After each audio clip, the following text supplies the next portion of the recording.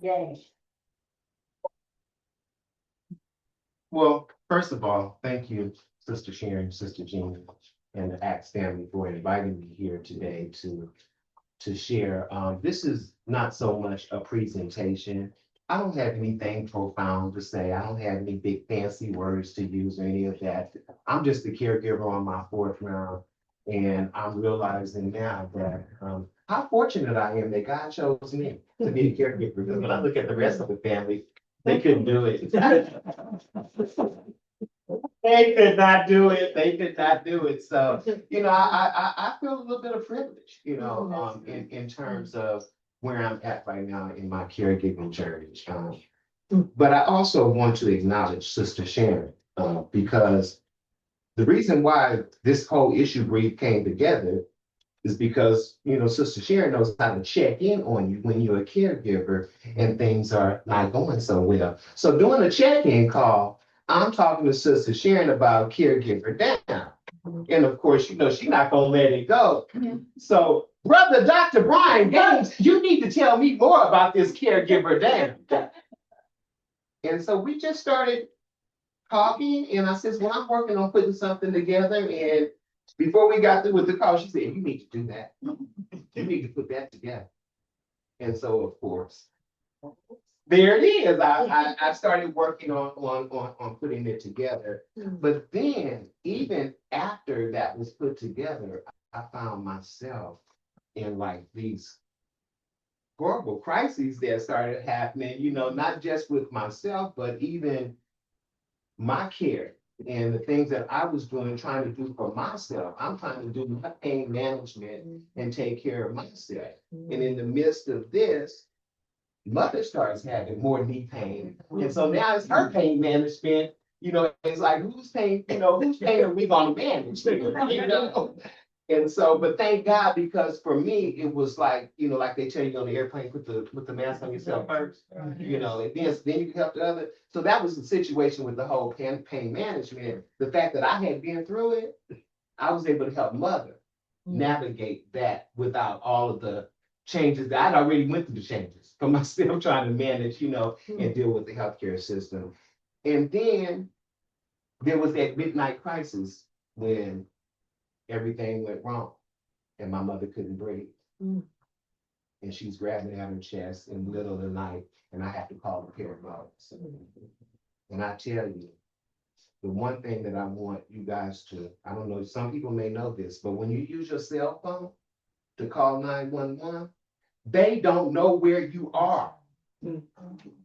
You have to have a landline in order for them to know where you are. The reason why that is so important, because not that I talked to one operator, 2 operators, 3 operators, and then they still sent the ambulance to the wrong house. I'm in the middle of the street, hands hurting, legs hurting, hollering, trying to tell them here, while mom is gasping. I don't know whether she's having a heart attack or what's going on. But the reason why that is so important is because the amount of time that was lost in fooling with the 911 and then telling me you called the wrong number. And I'm like, I ain't called that. I just called 911. You called the wrong firehouse. No, I didn't. But this is all time lost. And them showing up at the wrong place. But then when they did get there, and then when I heard them say that she wasn't having a heart attack, I was like, well, thank God for you guys that she's not. Because all the time that was lost, and then watching my mom in that state, I'm helpless. I'm powerless. I can't do anything. And then they couldn't take her out on the gurney. They use those bags, and she hollered the whole time while they was taking her out of the house. That broke me. It broke me. I'm because I was sweating because I'm running, trying to get the ambulance and all this. And mind you, this is after I've written this piece here. All of this stuff starts coming down. And so, but like I said, I share that to say that we talk about how critical it is, the timing, when someone is having a heart attack. And if you're calling 911 from your cell phone, they may not get to you in time enough. And so, And then not to mention once mother was hospitalized, that's a whole, as caregivers, we got to kick into a whole different mode. You're at home normally, you know, doing the care that you do, but when they go in the hospital, that whole advocacy had got to come on now, because now you're dealing with people that don't care nothing about your mother or your family member. They don't care nothing about old people. Number one, for real, they're old and they just move them along. It's just whatever. So, advocating for all of that. And long story short, mother came home with wounds. And like I said, I'm on my fourth round of caregiving. You never know what God is preparing you for. My first round of caregiving was my great aunt. She's had stage 5 decubitus ulcers, where you have to pack them. So I got training. I know how to do the feeding tube. I know how to get her ready to go to the hospital for them to clean her and bring her back home and change those wounds. So I know when mother got home with the wounds, I didn't have no wounds. So who I call? Axe. Well, Axe right away. I said, you know what? I need some saline solution. I need some pads. I need, because I know what I need. Because mine's home health. They're telling you already home health is going to be 48 hours before they contact you. So I have that. And dumb Dora, my sister that left the hospital, he asked for a change of balls or none of that.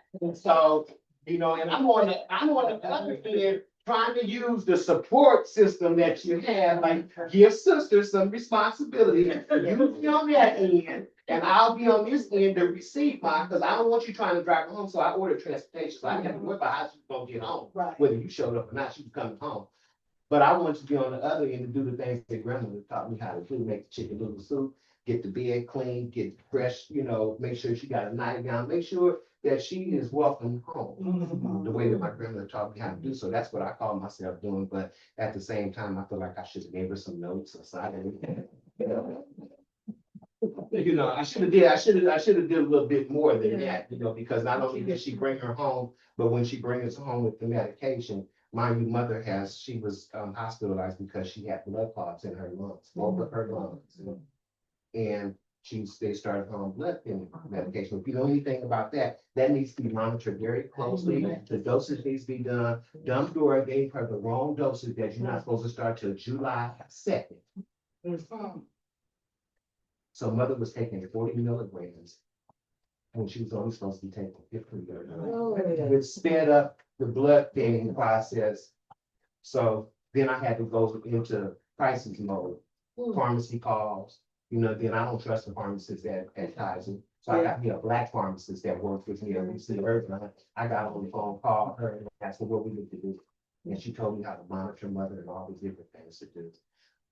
So it's been a nightmare, and the whole discharge planning.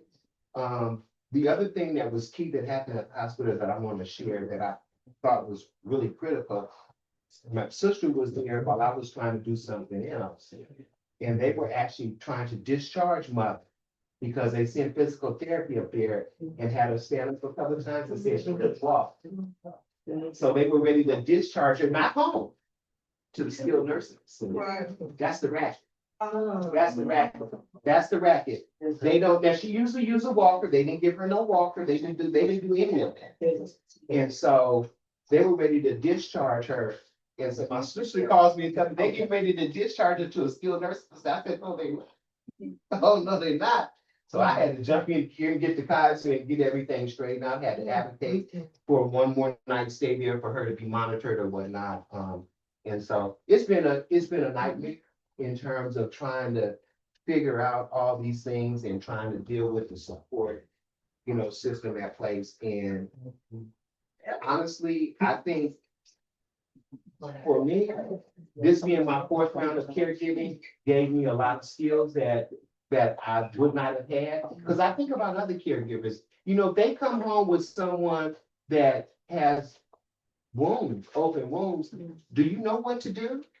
Do you know to call Axe to get wound care? I mean, it's like, who knows these things? Right.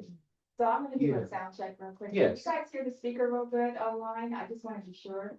Can you hear him okay? Okay. And Brian, don't forget to tell me when we're at the day. Okay, yeah, I'm just trying to cover my little mouth first. Cool. It's frustration. Good time. You know what, you need a hug. You need a hug.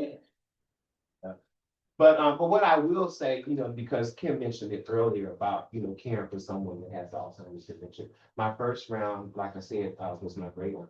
She was mostly bedridden, but she had dementia. She didn't know who we were. Mhm. My second round was my dad, full-blown Alzheimer's, opened up a care facility, first licensed care facility in South Los Angeles with a dementia care plan of operations to take care of him. Because what? I couldn't find any place to take care of him. I had him up, I said, well, I'm gonna move him close to where I am. Put him in a place up there. They kept giving him matzo ball soup because it's a Jewish community where I was. And that wasn't working out. They was sending him they was calling the pet team on him, sending him out. Now, mind you, he's in memory care. These are all like, why are you calling the pet team on him? And so I just, in the music they were playing, the food they were doing, I just kept saying, you know what, I can't do this. He has no long-term care. I said, it's costing me $4,500 a month, and that was back in 2006. What it costs now? Because this is money that's just going out the door, and I'm like trying to figure out that. And that's when I decided, we're not going to care facility. We're gonna have to take your house and use it as your long-term care plan because you don't have one. And your family, your sister, they ready to sell the house. We're going to stop all of that so that the home could be your long-term care plan because that's all we have. And we don't know how long we know this disease could be anywhere from 10 to 20 years. You don't know what it's gonna be. And so we're not getting ready to sell the house and run through that money like Turkey going to corn, is what we say. We're not doing that. So we're gonna use that home as his long-term care, and that's what we did. So that was my second round of caregiver. My third round of caregiver was my dear grandma. Again, she became bedridden, but she also had dementia as well. Fourth round is mother. She's 86. No dementia, but as they get older, they do start to get forgetful and things like that. I don't care how much she's on that tablet. And she's scrolling and doing everything on TikTok and meeting older men and all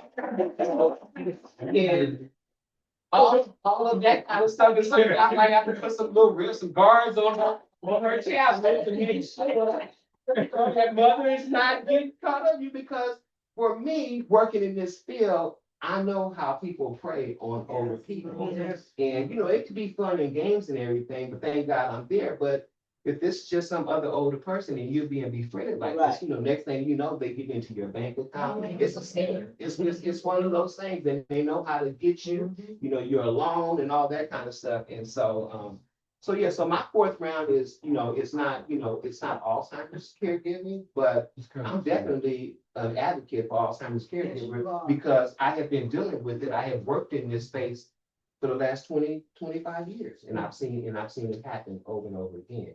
And so that brings me to this ideal of caregiver down. I just thought, as you were saying, Sister Sharon, you decided to do something with this. We just can't rest on our laurels and not have this conversation. So today is really more about a conversation about all of the thoughts that, even after sending it back to Sister Sharon, well, brother, maybe you need to add this to it. Maybe you need a little bit of this in there. Maybe you need, and so this is where we are. But I see it as something that we're going to continue to add to because there's things that keep coming up. So Kim, if you want to go ahead and get into the presentation. And basically the presentation is really, you have these cards here. And we can also send you the actual issue brief, but if you savvy enough and you can scan the QR code, you're more than welcome to. But other than that, I've already sent the presentation to Kim so she can share it, and this is being recorded, so we can do that. And so the ideal of this presentation, like I said, I don't have anything profound to say, I don't have any big fancy words to use, but I do have my thought process when it comes to talking about caregiver down, because as a professional, I found myself in a situation to where I thought I had it all together. But in reality, I didn't. And it's nothing to be ashamed of. It's not a failure. It's none of those. It's a reality. That no matter how much access you may have, how much resources you may have, you still may find yourself in this situation, which is why we're having this conversation, so that we can all help each other. Because we're in this together. We can't do, we may think we can do it alone. Because you know, we super caregivers. We always think, I got this. I got this. I got this. Yeah, me too. Yeah. That's why I'm sitting up here with my hands and everything off of that stuff. No, I got this. I got this, but in actuality, I don't. You know, and it's, you know, and it's a true cry for help. You can go to the next slide. So really what I want you guys to leave here today is basically, you know, you see it up on the screen, but the ideal is that at any time, the caregiver can become, you can become in a crisis. And we don't think about what that looks like when we're in the midst of caregiving. That could be you, like me. I mean, I started having this inflammation, just started building up in my system. My hands were cramped like this when I would wake up in the morning. I have to run my hands under hot water because I got oatmeal to fix. I got cantaloupe to cut. I got stuff to do. And I got a full-time job. A full-time job. And everybody. Yeah, well. It's a drive, it's a drive. Yeah. And so, so again, I wasn't prepared for what this might look like. But again, as you all know, we feel like, you know, we can work through anything. And so I just found myself working through the pain. No matter what, you know, it's like, I've got to do what I got to do. So I've just got to work through this pain.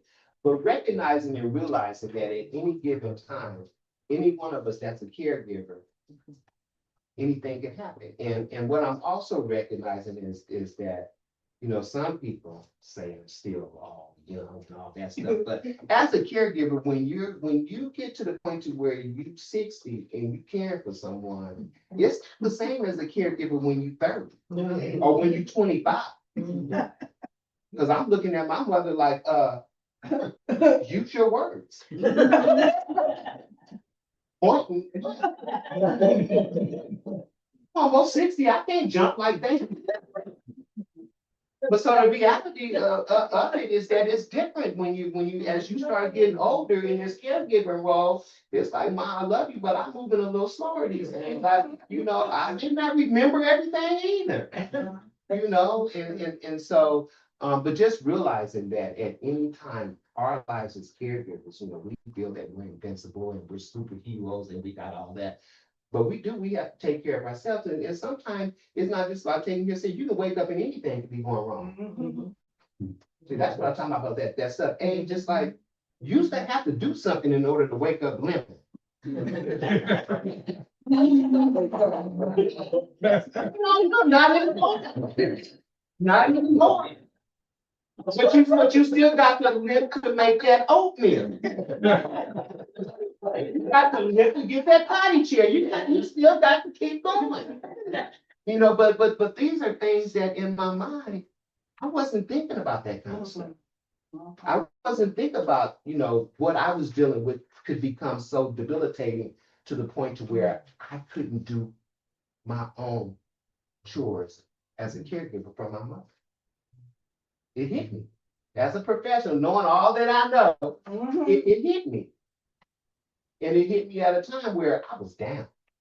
I'm trying to figure, you know, and I'm at the point to where it's even hard for me to draw. Because I'm dealing with stuff throughout my body. Legs start tingling when I drive too long. You know, I'm like, this is kind of dangerous to be out here on the road. Foot tingling, hands tingling, I'm doing this while I'm driving. People looking at me like I'm crazy, you know. Just like with all these things, and you know, you don't realize how you're being impacted by this. Yeah, you know, because I talk a lot, so I'm gonna keep moving here. But every household, we need a backup plan. Yeah. That's the bottom line. And I had a backup plan to a certain degree, but it wasn't a good plan. It wasn't the best plan. And that's why having these conversations are so important, because those that have been through it already, those that are going through it, we all have information to add to this to make it better, so that we can all, because it's not just my perspective, it's other people's perspective being added to this conversation that's going to make us better understand about what really needs to be a part of this plan. You know, and it's one thing to tell people about a backup plan and everything, but we need to have workshops too. How do you get a solid backup plan together? How do we utilize these students, that interns and stuff? They can come and do small workshops and help people put together plans, help them figure out what a to-go kit looks like. These are all things to do. And if they can't come, we can identify small, what I call low-hanging fruit grants to support workshops for these kinds of things. Because we talk a lot about what people should be doing, everything, but a lot of times we don't give them the tools that they need to be able to do it. So you hear it, you go, oh, that's all good, everything. How do I know what a backup plan looks like? This is all new to me. I ain't never done this before. What am I supposed to do? Who am I supposed to, those kinds of things. And so, and then just, the other thing I want you to remember is that the support is protection. Like Sister Sharon calling me, checking in on me, this is all protection. These are all things, you may not get the one to pick up the phone and call you and take a moment to pray with you. I have a sister that goes to church regularly. Her husband's a deacon. She didn't pray for me. And God knows how long. Is that Dory? Yeah, that's not. She could have prayed, but just not prayed. Well, she didn't pray with me Yeah. now, so, but I think it's different on that. Because if that's how you show up for your mother, I think, but anyway, that's enough of that. And so, and then the other thing too, that's really, really important is that all of these policies and things that are put in place, and we'll talk about that a little later, but they're super important. We don't think of them as caregivers, how they dictate the outcome of how we get our services, whether that's respite dollars, whether that's, caregiver resource center, all those places are funded through these policies and things. And the reason why it's important for us as caregivers to pay attention to that is because when these election cycles come around, why do we keep voting and putting people in office that don't support the work that we're doing?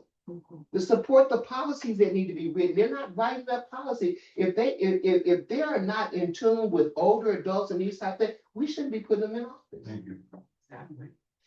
But we constantly keep putting people in office, and then when all the programs and the services go away, then we want to sit back and complain. Well, we can't complain when we don't do our due diligence to talk about these policies, to share the information, to make sure that we have people like Congressman Waters that are represented. Because I'm telling you, our stories are strong, our stories are powerful. And as caregivers, we don't have a lot of time, but if you get a chance to participate or be a part of advocacy, or get a chance to visit your elected official's office, get your elevator pitch together, so that you can tell them what the needs are and what the struggles are and how these things are impacting our community. Because these are elected officials, they need to understand and they need to be fighting for a lot of these things. Like I said, had I not talked to Congresswoman Waters, she might not have been a fierce advocate for caregivers. That was years ago at a barbecue in the backyard. I had my little 5 minutes of fame when she sat down next to me. I said, what is she sitting next to me? I'm about to let her hear a few things about her constituents because she doesn't know. She didn't know. But when she found out, she has been fighting for us ever since then, which is why I say it's so important about the policy piece of it and us being able to share our story. And so, as caregivers, this crisis is huge. This is just not some little small group of people. You can look at the numbers. You can see the numbers for yourself there. The numbers are high. Most caregivers go unpaid. I get calls all the time about caregivers trying to figure out what they're going to do. You go from having a full-time job to using all your family medical leave, exhausting all your vacation, sick leave, all that's going on. You're non-productive. The other people are holding things up for you. You eventually lose your job. You luck up on IHHS, right? In-home supportive services, $80,000 a year to in-home supportive services. You're trying to manage this and provide the care and all this. It's bad. And we're not doing enough to make sure that the cost of caregiving is covered in some other way. So this is the reason why all of these, when we talk about policy and we talk about things that Congresswoman Waters are doing, these things are super important. We don't think about it, but it is when it comes down to things like I said, like respite. Respite dollars, they come and go. why should something like respite dollars come and go? That should be part of a standard. That should be something that's always there. Why is that coming and going? You know, you get connected to a caregiver resource center and you get your little paper filled out and you get a little here and get a little there, a little something here. Oh, well, the funds ran out and this ran out and we can't do this no more. It's not a standard. And with these numbers here, why isn't it? I mean, can we answer that question? Why isn't caregiving more of a standard when we talk about long-term care? When we talk about our elected officials doing things, why is it off of that? And then we also talk about how, you know, the plans, you know, what kind of plans we have in home life. If you connected to some place like ACTS and you've been doing this work for a while, our plans are probably better than others. But what about those that are not out there, that are not part of a support group, don't understand these things? They don't have to. Next slide, Kim. So this is the Gene Hackman story. I don't know if you guys remember the whole Gene Hackman thing that went down, where the caregiver went down. Hackman's home. Caregiver down. And so all that money, all those resources, but yet the caregiver was at home, went down and could not care for Mr. Hackman, and he died as a result too. And they say love alone is not a care plan. So there was no plan, and we're not talking about a day. We're talking days. So what does that say? Obviously there was no plan. There was no one checking. There was no sharing, calling, checking in on, praying. All that, you know what I'm saying? Access to all that. But that wasn't enough.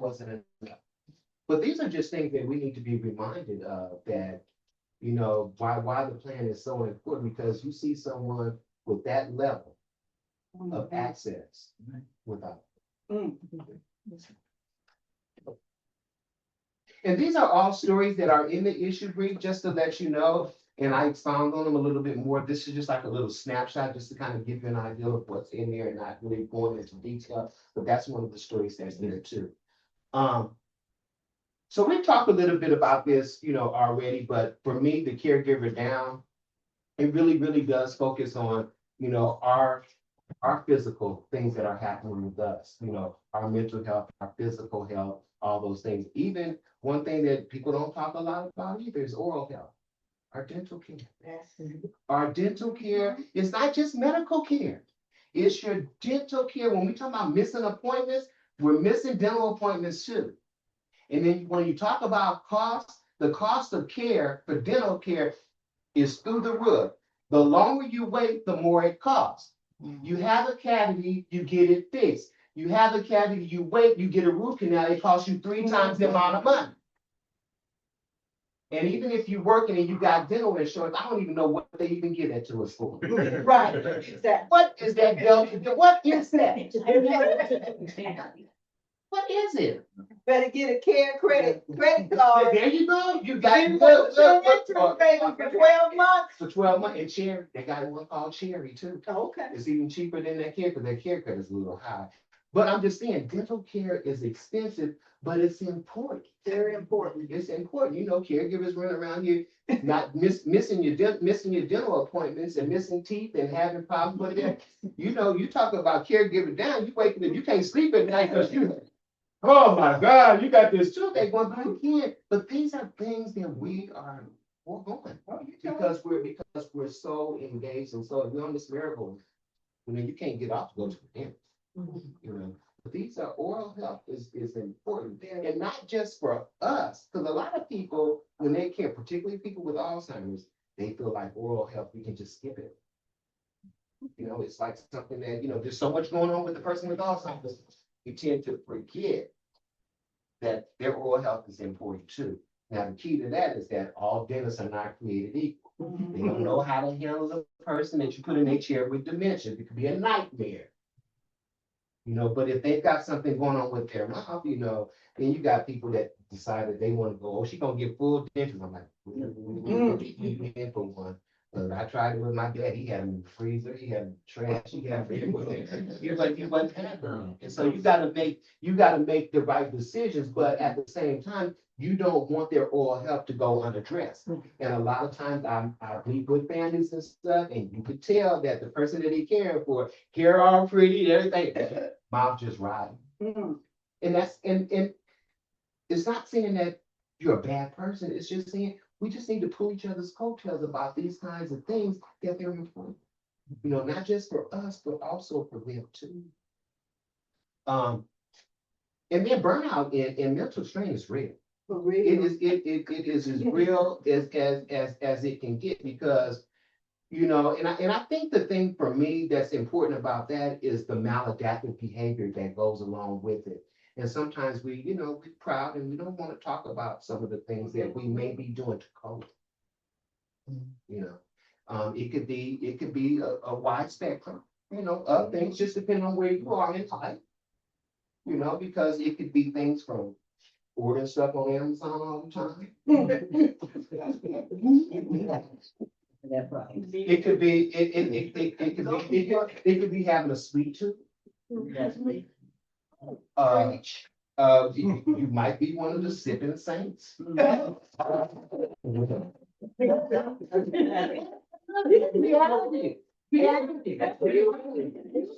Checks in, you know, and with our older population, you know, that grew up in the sixties and stuff, you know, a lot of them is looking at gummies and all kinds of other things to do for sleep aids, for relaxation, for these types of things. And so, and I know, because I've talked to a lot of caregivers, they're turning to some of these things too.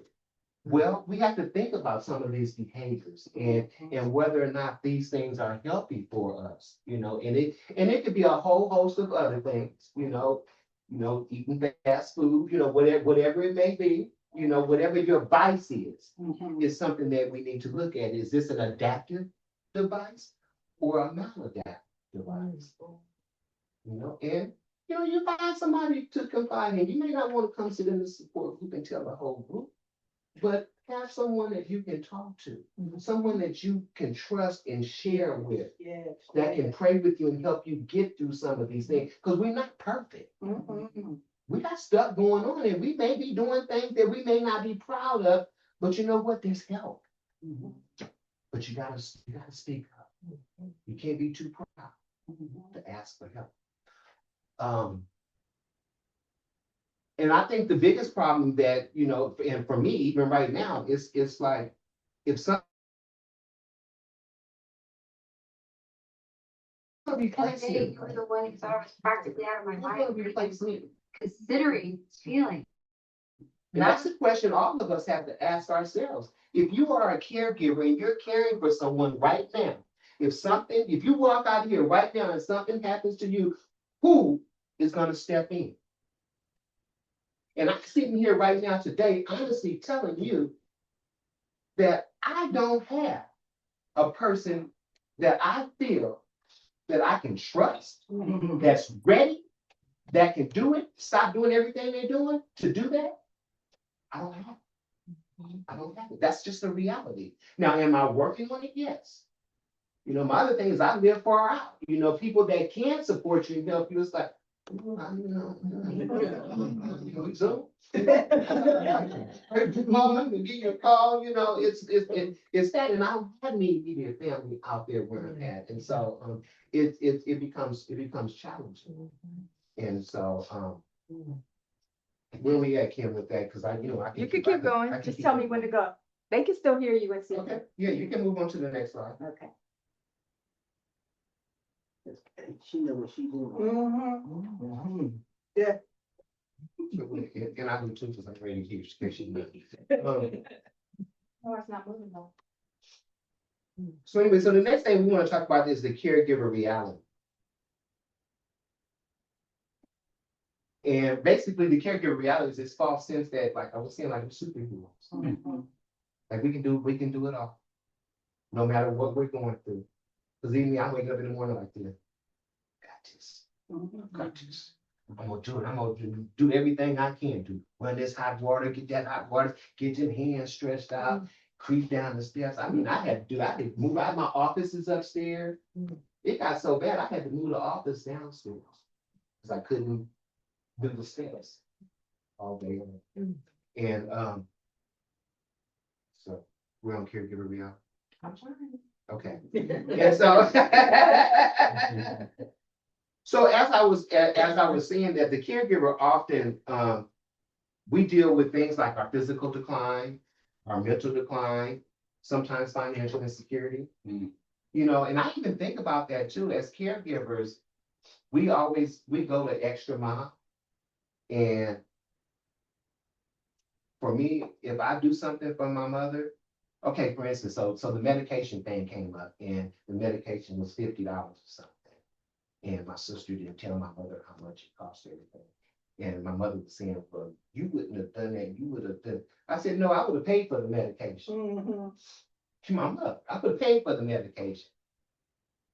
And I would have been trying to tell you how much it cost or any of that. I just didn't, you know, I would have dealt with it. You know, and that's the way we do with a lot of things. And I have found myself in, you know, I'm not in, I wouldn't say debt or financially, but you find yourself spending more money than you normally would because I want to make my mother happy. I want her to have, you know, the things that she wants, you know, and you know, everything going up, expensive, you know, caregiver down, you know, there's no going to the grocery store, walking up and down, pushing the basket. So, you know, you on that app ordering stuff. On that app, and that stuff is getting expensive. You know, not are you paying for the cost, then you argue with people about don't bring me no salt tomatoes and you know, all of that goes along with it, trying to figure out what am I gonna order through the online and what am I gonna try to go to the store and pick up myself because you know that's not working out for me. And it's all of those kinds of things that are happening and it's just the reality. You know, and the other thing too, you know, that when we talk about finances and things like that, when you have everything connected to your debit card, you order your groceries, your Grubhub, your Uber, your all of that. And you may have an extra card, but you don't have it linked. You don't have very few dollars on it or whatever. But if your bank card becomes compromised, everything that you do is connected to that. Yeah. You're out. I can't take an Uber. I can't order Grubhub. I can't even order medication. Right. Because my card has been compromised. Mine got compromised this morning. One. But having more than one and having a backup, especially if you're a caregiver, something that can kick in case that one card gets compromised. Because that happened to me. It's a real story. Got compromised. So I just use that card. That card had $10 on it. I'm like, $10? Because I'm not at USC anymore. So I didn't have anything on that, but I had the card. So I figured, well, I could use it, but I didn't have enough on it. So lesson learned. Have a backup on it in case something like that happens. I think also, I think also if you have a credit card, when you're ordering stuff like that, it's better to make your credit card so they can go through figuring out what happened and you still have your cash at hand. When you link your debit cards, even though the banks will go through that as well, you still have a cash, they figure it out, right? So, yeah. Yeah, well, that's another good point too, because you know, my daddy taught me that a long time ago. I always keep cash on hand. Yes. Cash on hand. You got to have cash on hand. A lot of people these days don't keep cash on them, you know, they tapping them phones and stuff. And you know, these phones, you ain't got no cash. Cash in your pocket at all times. I say it all the You time. know, Cash is king, Cash is and king. especially women hear me real good. Have you some cash money? and I always, Yeah. and in different dimensions too. Don't want to just have all the large bills. Exactly. Break it down to you, but have some cash on you. That's it.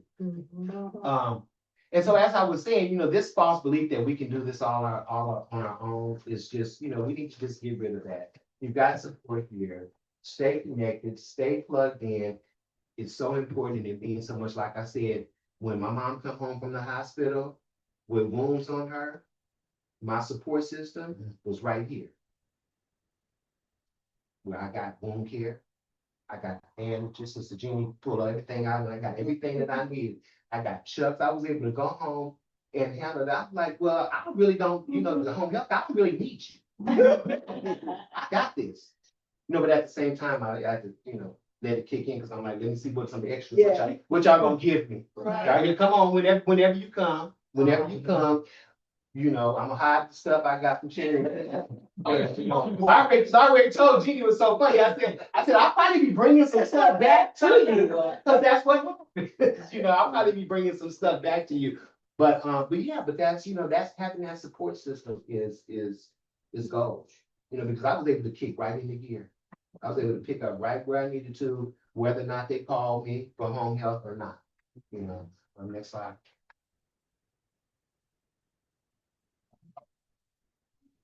Okay. Okay. So again, this is another story, a reflection of, and again, Sister Sharon, she called me and told me, she said, she sent me the message. She said, and I knew about Brother Hamilton's story with his friend. She said, that's got to be in there. You got to get that story in there. And so this case reflection really talks about how the man gave up his apartment, gave up his job, lost his social life, delayed his own medical care, and suddenly died as a caregiver. And that story is in the brief as well, in more detail. But I wanted to highlight it here because these are the things that can happen when we don't have a plan. As a caregiver, we're not taking care of ourselves. Nothing better than a true, real story. Because that's the reality of what happens when we don't have a plan, don't take care of ourselves, we miss our medical appointments, we do all these things. And more often than not, the caregivers are dying before the person is dying. And I pray that I don't, because I know what's there to take care of my mother. So, God, if you hear me, amen. Spare me so I can be there for her, because I got the example in front of me. I saw it in real life over the last couple of weeks. I saw it in real life what was going on. I even seen nephew showing up there. We've been waiting to visit for 10 years with flowers. I like, she ain't going nowhere. She ain't going nowhere. You got the flowers for her. She ain't going nowhere. And as I said, and she don't have anything for you guys either. Love it. You think that, the rest, I said, if you want to know the truth, I put most of the bill taking care of my mother. So if you're sitting around waiting for flowers, is nice, but y'all can do different. So, next slide. And so again, let me go ahead and wrap this up. We were talking about a plan, and remember, when we're talking about a plan, there's this expectation that everybody knows how to do this, and we need to get beyond that, and we need to try to figure out, acts. I'm sure they would be open to us generating some sort of idea to where we could get some interns that can come and help do these things. We could write small grants, low-hanging fruit, to pay for emergency kits. And the reason why the emergency kits are so important, I don't know if you guys realize what happened in Altadena. Because I worked with a lot of families there, and with a lot of family caregivers that were caring for people that had Alzheimer's that did not have a plan. So when they left, that's why their insurance and stuff, their insurance paperwork was somewhere, and this was somewhere. They didn't have everything together. So these families now are still struggling, trying to get their homes built again, because they didn't have these things in place. And I tell you, and when the systems were activated to start getting stuff together for people, they weren't getting things together for older people. They weren't getting things together for people that might be caregivers. They weren't collecting wheelchairs. They weren't getting walkers and things like that. All the stuff we saw in the pictures that was burned, the wheelchairs that was burned, the walkers that was burned. Nobody would donate those kinds of things to these things until I got there and I said, well, what about an older person that may need some depends? You got plenty of Pampers. It's like, oh, we need to get some. I said, what about some wheelchairs? I mean, and so going around to these other places to have them activate things that older adults may need and caregivers may need, because now, you know, you imagine you a caregiver caring for someone with Alzheimer's and now your house is burning down. You have that. You have nothing. And you didn't have that little plan, that booklet or whatever, you know, that to go, that 72-hour to go. People didn't have that. You know, and I think about it now, it's like, because we don't think those kinds of things are really gonna happen in our community. We think it's not, well, you know, I have a little kid or something over here and everything. But the seriousness of really having a to-go kid ready to go for 72 hours is crucial when you're a caregiver caring for someone. If you've been in for yourself, that's one thing. But when you've got another person that you're responsible for, you need to make sure that you have all that stuff intact. So if anything happens and y'all got to take off, you got everything you need. You got her medication, you got all the things that you need, all the paperwork, the insurance stuff and all that. Which is why it's so important to have a slow kid when you're planning that. A hand back here. I'm glad you said that. I was just thinking, how do you get the medication, get the pharmacy to give you the medication so that you can put in your to-go kit? Because they're real tight on that. They are, and it really depends on the type of medication you're talking about. Yeah. But usually your normal medications and things like that, they can give you a little extra for things like that. But when you're talking about narcotics and things like that, yeah, and you're a caregiver, yeah, you're trying to get extra your mama. There, you might about that. They are. But you understand what I'm saying. Yeah. Your basic medicine. If the person is diabetic, you want to make sure you have the syringes and stuff like. You want to make sure that you have the basic things that you get. And if there are other medications, things like that, you got to do your best. Do your best to see. Think you can talk to the doctor? Well, I think it's something that advocacy. We've got to advocate for these kinds of things, and these need to be kinds of things that our politicians and things. This should be part of standard stuff that we're talking about. Right. And what I'm saying is that these are not standard things that we're talking about. These are things that we're having to figure out on our own. And the reason why even putting this brief together is so important, because it's an issue, and we need to talk about the issue. It's not solved. Right. And everything that we need to talk about is not in it. We're talking about stuff now. So thank you. But that's what this is about. It's about us having a conversation. That's why I said from the beginning, I don't have nothing profound to say, no big fancy word. This is just me as a caregiver, just being real about what's going on in the conversation that we need to continue to have. But I was going to say one thing about the medication. Yes. What you could do is maybe take a couple of the pills out and put it in the bottle, and then when you get your refills, take the ones that you put away in case of emergency, use those and just keep refilling that bottle with just maybe 4 or 5 tablets. That way you would always have a current supply of pills every time you get a refill. So that might be something that's what I would think I would do. Yeah. But that might be. And we got the pill box, and we have the pill, the pill cases too, Yeah. and they give them out at the health fairs all the time. Every time you go to the health fair, they got them everywhere. So just grab you some extras. Grab some extras and have you a week supply in there. You can, but that's what they do at these health fairs. They have all those little containers and stuff like that. So those are things that you can definitely use. You have a question online, Dr. Bowman? Yes. Ebony, go ahead, come off you. Hi, good afternoon, everybody. I was supposed to be in person, but I found out today that my 95-year-old grandma passed overnight. And I guess what my question is my mom has dementia and I've been caring for her. And then my grandma got sick. And when my mom got sick, it kind of split our family apart because half the family thinks, oh, she doesn't have dementia. You're just making it up. When I talk to her on the phone, she sounds normal, but they're not living the day-to-day interactions with her. So we've gone to court. I'm now my mom's conservator. And now my grandma passed. She was sick, and then family members are trying to, okay, well, I'm not your enemy anymore. I'm your friend if you help us with grandma.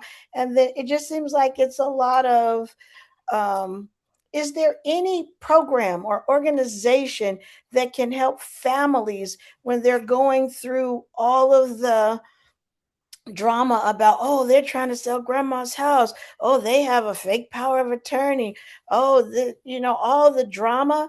It just seems like when we go to court, the judge spends 3 minutes on our case and postpones it. We never get anything settled. We never come to an understanding. I'm sure family members, were hearing gossip and they're thinking one thing, and oh, Ebony, I'm spending all my mom's money. No, I'm not. I have my own.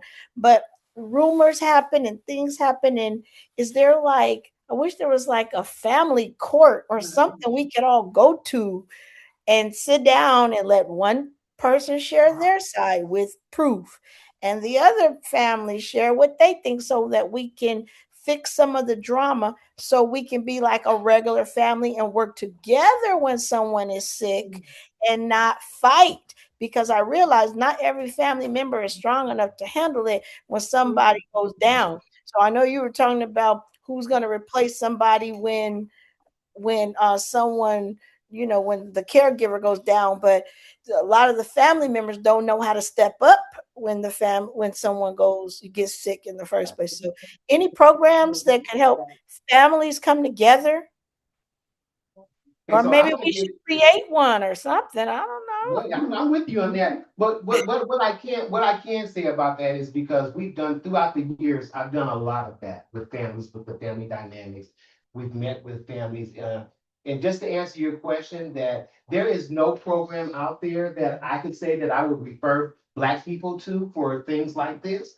There are, caregiver resource center, you have care consultants, you have all those things, but a lot of times those folks don't look like us, they don't understand the dynamics. And so we found ourselves doing what we kind of call underground social work, to where we meet with families. Now I can tell you that it's always interesting, but sometimes we can get to a resolution, because you sit down. I remember a case, I sat down with the mother had Alzheimer's, the father was the caregiver, and they had 5 sons. And you know how these sons felt about their mom.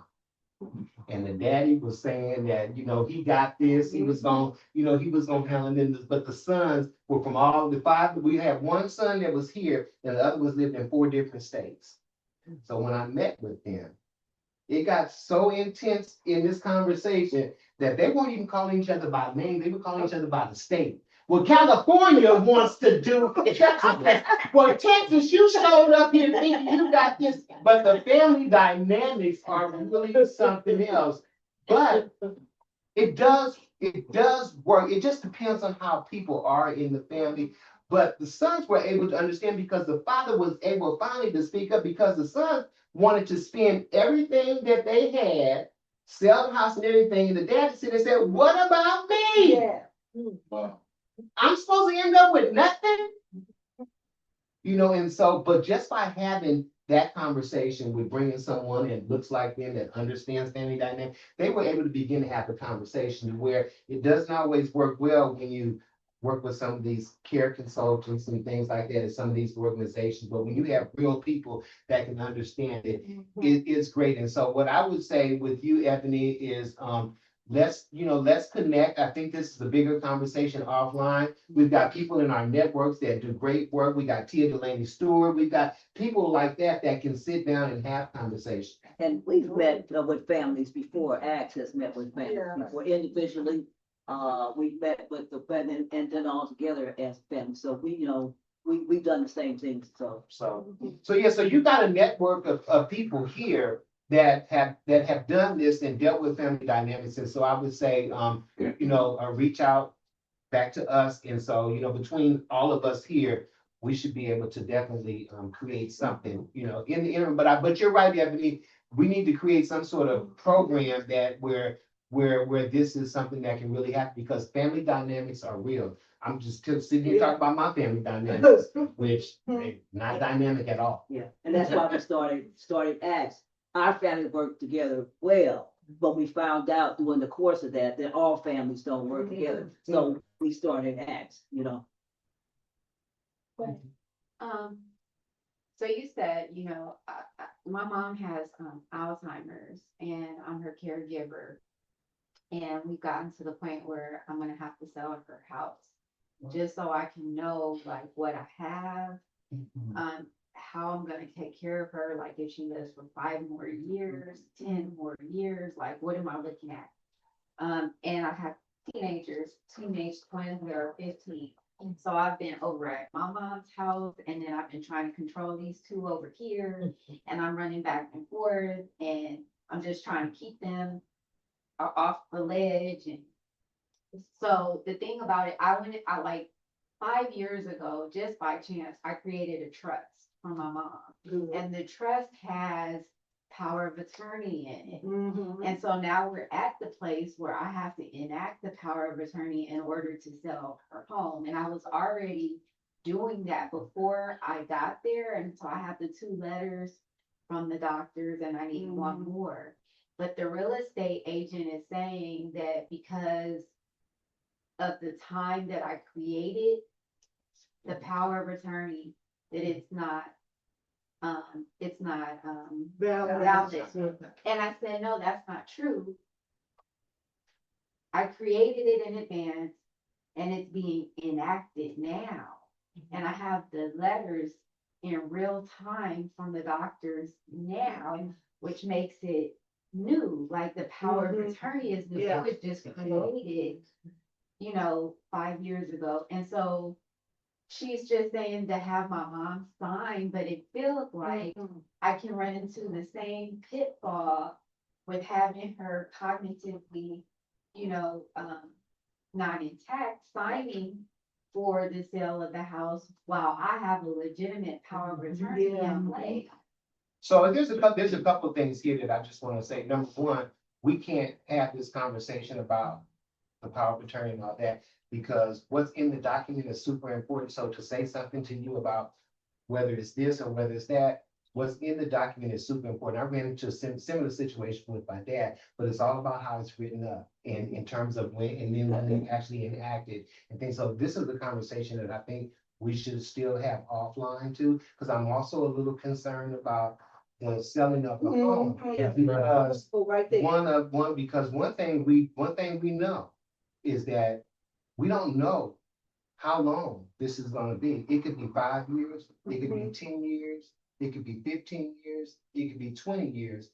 Well, you sell a house, you get $900,000, you can run through $900,000, that turkey going through corn, and won't have anything for the care. And so what I shared earlier, the reason why I didn't sell my dad's home is because I did not know how long he was gonna live. I know he didn't have any money. I know his money was running out, and I know the only thing that he had was his home. Right. And if I sold his home, I could get X amount of dollars that would allow me to care for him for X amount of time. And then the question is, what do I do after that? Because he will only qualify for a nursing home, and that's not the level of care that he needed, nor that I wanted for him. And so these are deeper conversations that you may want to have and think about it, because keeping my dad's home was his saving grace. Because he lived well beyond what few dollars he had, and had it not been for that home. Have we done what his sister said? Well, we need to sell the house. Yeah, cause she won't. No, we're not gonna sell the house. Not right. Wait, hold up, you guys. Wait a minute here.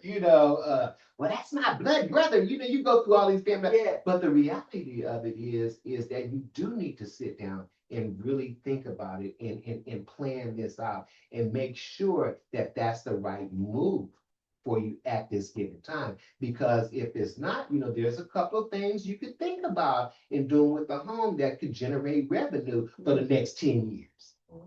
That could be a simple board and care where it doesn't have a whole lot of licensing levels and things like that, or it could be a care facility, or it could just be a shared living, or you could just rent it out. But you have that income constantly coming in, constantly coming in. So it's something to think about. And you may be making the right decision. I don't want you to feel like I'm saying you're making the wrong decision, but it's something to think about. Because people don't. If you don't know, then you just don't know, and you just move on with something else. But from my experience of what I dealt with, because I was in a similar situation, I'm like, how's this man? I'm like, I can't afford to take care of this man. I was like, and we sell his house, the money could be gone, you know, and he could still be here. I just started to have to weigh things out, you know, you have to plan it out. So I think it's something, okay. Let me jump in here right now. We have an excellent attorney. He's a trust attorney. Yeah. And when you call, I'm gonna give you the number right now. You tell him that you are with the ACT support group. He loves ACT. And his name is, William Remry. Remery. His phone number is area code 818-558-5909. You need legal counsel. This agent ain't qualified, and they tell you, because I'm also a real estate agent, thank you, Jesus. We're not qualified to give no kind of legal advice. Okay. So call him, tell him you went to Axe Group. That's one. Now, another option, and I'm not usually for this, but depending, you may want to think about a reverse mortgage. No, don't want to do that. Okay. Can you repeat the attorney's number? Area code 818-558-5909. Now, that's the first thing I would do. And his name? William Remry, Remery.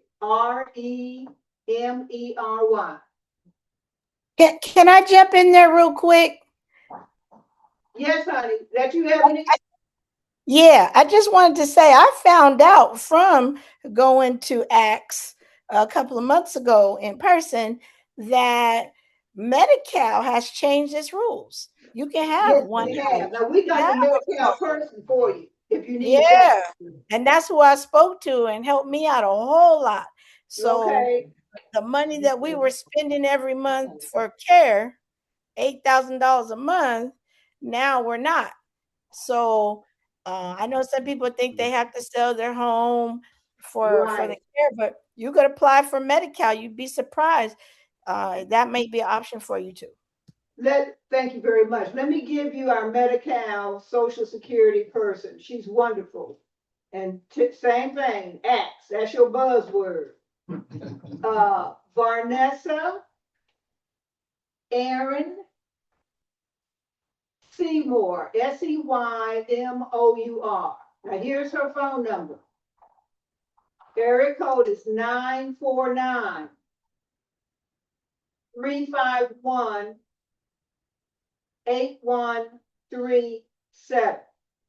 Can you repeat that? Yeah, Varnessa's number? Yes. Okay, Yes. area code, no problem. 949.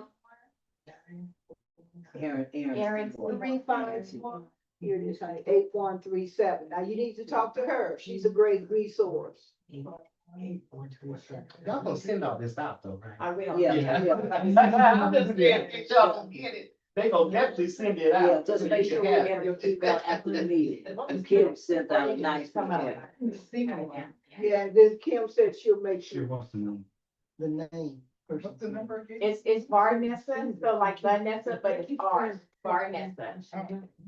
Aaron Seymour. Mhm. Got the number, Kim, to give? Yeah. You want to say that? Yeah. 949-351-8137.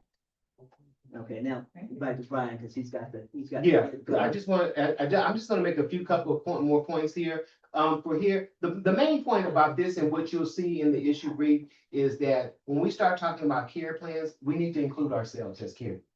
Let's not leave ourselves out. When we start making the plans and coming up with a plan for the person we care for, also have a plan for yourself. That's the key, most important thing. Next slide.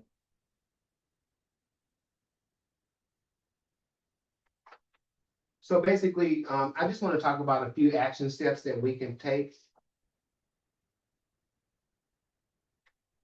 And I moved ahead a little bit. So the support system, again, you guys that are already here, you understand that, but remember, we caregivers and the person you care for is the nucleus, and then you also want to make sure you have these trusted sources, and then your community supports, which are places like this, in addition to your Alzheimer's Association, Alzheimer's LA, places like that that have additional information. Next slide.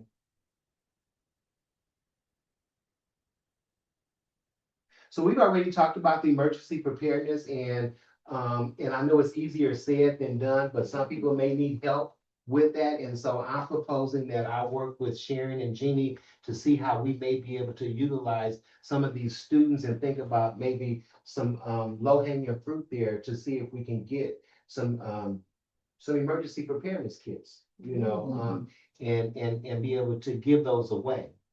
And then you can add, because the nice thing about that, we did that years ago. We got the public health, they gave us some nice duffel bags with a bunch of stuff in it, and then we had people add their stuff to it. Yeah. So you have the basic stuff, and then you show them what you need to add to it for your dementia care to make it a real solid to know. Next.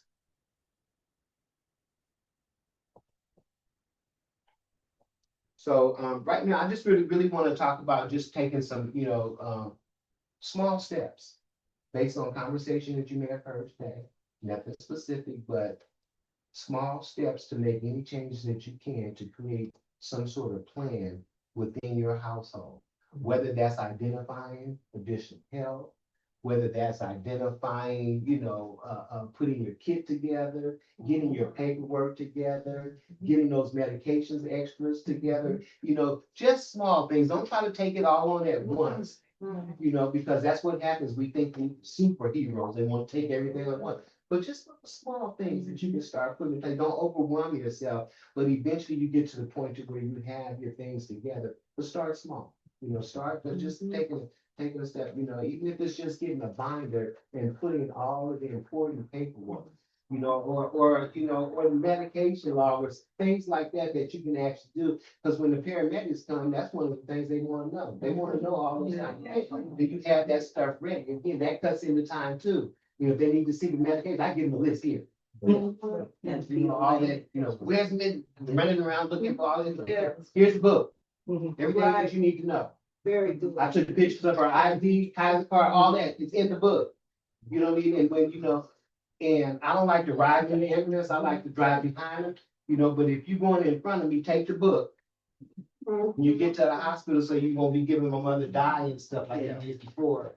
It cause her kidneys to erupt and all of that kind of stuff. But it's super important. But taking small steps that you can do is super important.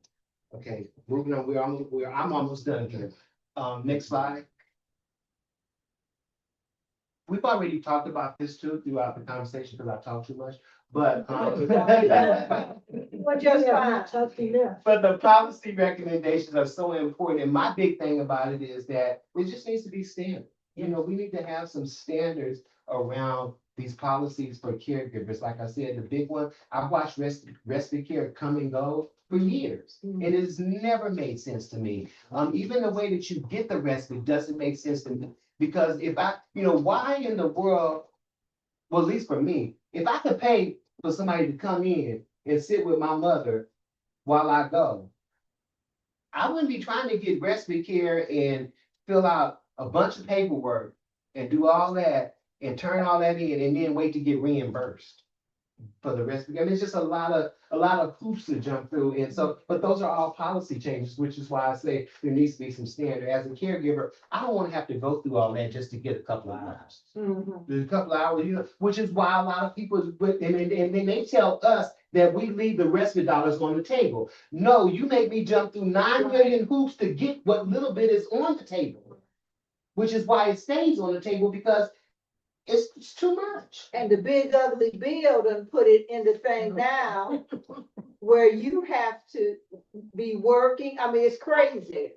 Vanessa probably knows that. Well, yeah, it's the Medi-Cal. Anybody that's 19 to 64, you have to either work, volunteer, or go to school. And I've been trying to tell these agencies and organizations that used to have large volunteer bases, that you guys need to go back to your volunteer base. I said, and you got a perfect opportunity now because people need volunteer hours. They need volunteer hours. Why don't you bring them back? Particularly at these agencies, what I'm pushing for, that hire 1 or 2 Black people to work in the Black community. You got one person, you got a Petra that covers all of the whole county. Yeah. And I'm saying, well, if you're not gonna hire anybody else, at least bring the volunteers back. you can get you 10 or 15 Black volunteers. Mhm. That, you know, that's what I'm trying to tell these agencies to do, since we got this mandate now with Medicare. So we'll see, because we used to have really robust volunteer programs. I mean, they used to take them to the Four Seasons and stuff, you know, for lunch in Beverly Hills after, you know, and give them a nice little pen. They used to do things for them, but now they don't, and a lot of the volunteers are gone away. And so, but yeah, that Medi-Cal is requiring people to, I don't think it's a bad thing though. Because if you are able-bodied, because it excludes people that have disabilities, Yeah. it excludes all those people. So if you are able-bodied, I think it's 20 hours, isn't it? I That's think. enough.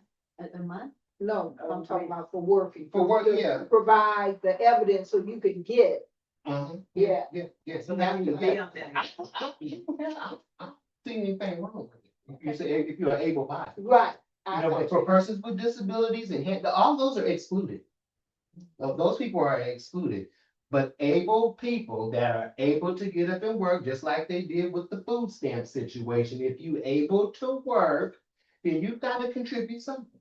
And so yeah, but that's what's happening. And so I think it's gonna open the door for a lot more volunteers. It's a big thing I'm looking at, you know, whether it's right or wrong, all that is not, but more volunteers is what I'm trying to say, like, let's give these people an opportunity so they can keep their Medi-Cal and let them volunteer in places where we really need them, is what I'm saying. Yeah. Since it's a mandate, we might as well try, because everybody's gonna be trying to go after the volunteers. I'm like, let's get it done.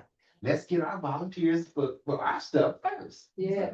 But Vanessa is your go-to person for anything Medi-Cal, Medicare, Social Security. That's your go-to. okay, let's wrap this up. Next slide. Oh, I've already spilled this one too. So yeah, so I've already, so I worked, so like I said, it was back when Bernard Parks was running for council district or whatever. It was a barbecue in View Park or something in the backyard with her. She sat down next to me. I had my elevator pitch ready. I knew what to tell her. I bent that ear hard. Yeah. And I've been working with her ever since. I became her first ambassador, which basically I was Alzheimer's ambassador for her office for like 3 or 4 years, something like that. But basically what I did is I worked with Hamilton Cloud, I worked with Blanca, I worked with Kathleen, you know, in DC. Yeah. I worked with her whole team to deliver messages to the community around Alzheimer's and going to the senior centers and all those kinds of things. And so that little 5-10 minute conversation turned into a long-term advocacy. Put in there what she asked you the question though, enlighten me. Yeah, when I first asked her, I said, do you have any idea what's going on with your constituents in the community? She just looked at me, she said, enlighten. That was her exact word. It was. And I sure did. Yeah, okay. This is it. So plan now, not later, is really what this whole caregiver down really talks about, is trying to figure out a way to put a plan together and think about some of the things that we've been talking about today. If you fall into any of those categories and you want, you know, you feel like you don't want to talk in a large group or something, again, find you someone that you can confide in and talk to and work on some of these things to kind of, because for me as a caregiver, you know, I want a quality of life too. You know, just like I want from the person I'm caring for, my mother, you know, I want a good quality of life. And it's important for us to plan and do these things in order for us to have that, and we can. Yeah. You know, but it's gonna take work. This is hard work. It's nothing easy, and we can spew out a whole lot of things, but we got to work together. You know, we've got to come up with creative ways, like I said, you know, to bring people in, to help people better understand what it is that I need to do. You know, having more workshops, you know, small workshops where people can come in and kind of get stuff done. I know Peter and I, we talk about this kind of stuff ad nauseam, but it's 2 of us. So it's like, you know, or 3 of us, you know, and we can't do everything. But I think that this is something that we can definitely think about and work with, you know, and get students and things like that can help organize and do that kind of stuff. Because I was gonna say one thing, because there is also the life after caregiving, which is another whole mindset. Is when you're no longer a caregiver. That's just a whole nother. So you gotta You have completed your assignment. Yeah, that's another. I have a quick question. Were you saying that volunteers are an option to replace if I go in the hospital? No. No, No. to look for No, we were talking about the Medi-Cal mandate where volunteers, where you required to at least volunteer, work or go to school. We were just talking about some of the agencies that we work with that used to have robust volunteers that would go out and do educational talks and things like that. They're no longer around, but now that the mandate is there, we're hoping that we can get more volunteers to come back and do it, so. But not as a, like backup. Caregiver. No. Okay. They have to be vetted. Yeah. They'd have to be Yeah. well vetted. Yeah. Okay. And again, I think, I think that's, we're talking about a workshop, we're talking about how to understand that, because everybody may not understand how to have a backup plan, how to get a backup person. What does that look like? Right. You know, if I don't have anyone in my network, what does that look like? And so it's easy for us to say this stuff, but the reality of it is, do people really have access to that? And that's why this is a conversation and nothing big and profound and, it's the end of it. No, this is really the start of a conversation and how we all collectively work together to help each other through this. I think the last thing that I do want, for you to think about is who is your backup caregiver? Do you have one? These are questions that you can ask yourself, just like I'm asking myself. The other question is, what support do you need before the crisis happens? And this last one is super important because it goes back to Shannon already gave you a phone number. Who would handle your finances and healthcare decisions if you became incapacitated today? So what I mean is, if any one of us, if you walk out that door right now and became incapacitated, the question is, who's gonna be in your bank account? And who's gonna make decisions about whether they pull the plug on you? Healthcare and finances, every one of us, is not just about the person you caring for, That's right. it's about you sitting right here, right now. If something happens to you right now, who is the one that's gonna make decisions about your money and about your health?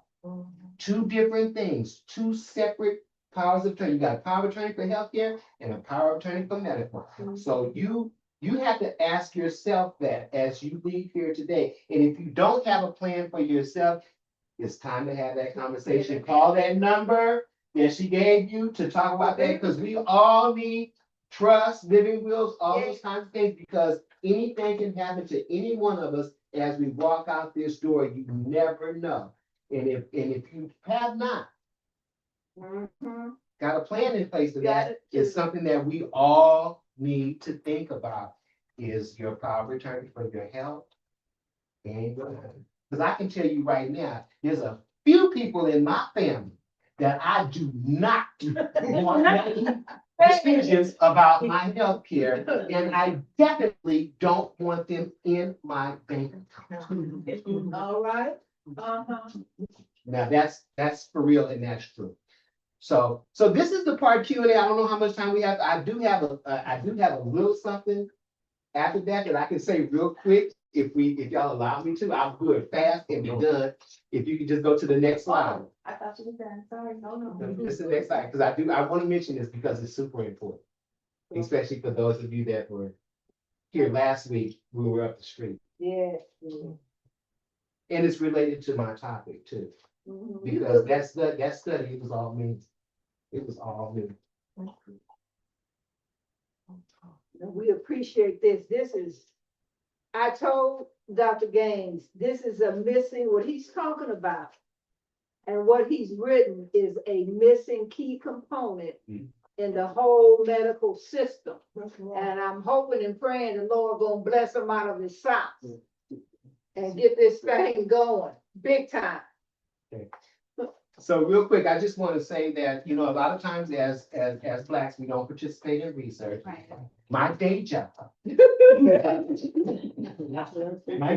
I'm a researcher, whether I want to be one or not. I'm not one of those scientific researchers, but I'm a part of a research team, and we collate data and do all that good stuff. And it's super, super important. And the reason why, what I want to talk about now, and it's so funny that every time I do a study, I find myself, the study resonates with me, because the study before this one was a sleep study. I couldn't sleep a bit. I'm like, and we asking all these questions about sleep, how many hours you sleep. I'm like, one. I'm just like going through this. And so now fast forward, we're at the study called Joy and Pain. Sharon participated in that, asked help. They were part of our community partners that helped bring people together. But I just wanted to share this because I think it's super important. Next slide. Okay. Doing good, honey. You're doing good. Multitasking. See, I ain't up there. Okay, so the name of our study was Joy and Pain. So I don't know if you guys know Joy. Okay, resonate with the community. You know, we do community with Black people, and so Joy and Pain was the name of the study. And what I really wanted to say is that by doing this study, it really resonated with me because throughout the whole time that I was doing the study, I was going through all of this. I was going through the pain. I was going through the inflammation. I was going through the stress. I was getting the steroid shots. I was getting injections here, injections here, injections here, I've been injected everywhere, in my spine, everywhere. This study here was my life. While I'm out here collecting this data, and I'm hearing other people sharing their information, which is the only reason why I wanted to share this with you, is because this is real, because all of what I'm talking about, and if you're experiencing anything with inflammation and stress and all that, it impacts our brain health. Yes. We're caring for people with Alzheimer's disease. The stuff that we're dealing with as caregivers is a precursor to Alzheimer's disease if it's not managed. Our stress, our pain, our inflammation, and all of that stuff is a precursor to the thing that we despise the most. Yes. It's super important. Next slide.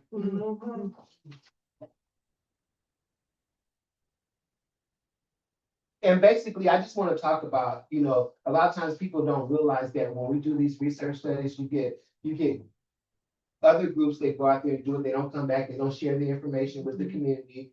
Of course, we were here last week, right down the street. We had a data walk, we shared the whole study. We gave a presentation, we let people, we learned together.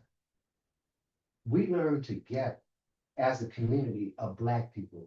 You're talking about Black excellence in research, people coming together, showing up, answering the questions, participating, doing the saliva sample to test the level of stress and all those kinds of things. These are things that we all did together. Well, you went to the next slide, you can go in.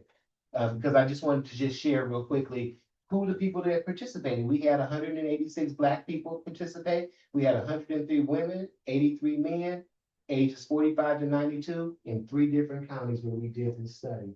And like I said, and the only reason why I shared this is because it completely resonated with me, with the things that I'm going through as a caregiver, that I know that caregivers deal with, if it's nothing else but the stress. Right. That's enough right there to impact your brain health, which is why this study was so important. So I'm going to end on that note. Thank you very much. And if you have any additional questions, I'm here to answer them.